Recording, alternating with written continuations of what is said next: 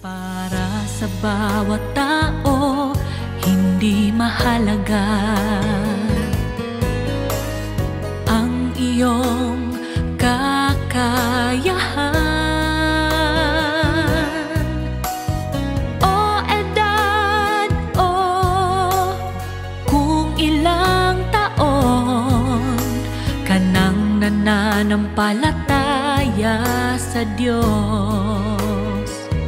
Dapat kang magsumikap tungo sa landas ng paghahangad sa katotohanan. Hindi mo dapat bigyang diin ang anumang objektibong mga palusot. Dapat mong hangarin ang katotohanan nang walang kondisyon. Huwag iraos lang ang mga bagay-bagay. Ipagpalagay ng itinuturing mo ang paghahangad sa katotohanan bilang isang dakilang usapin ng buhay mo, at nagpupursige at nagsusumikap ka para dito.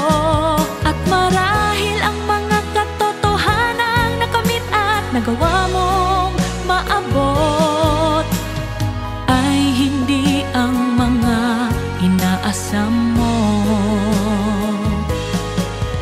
Pero sinabi ng Diyos na bibigyan ka niya ng nababagay na hantungan.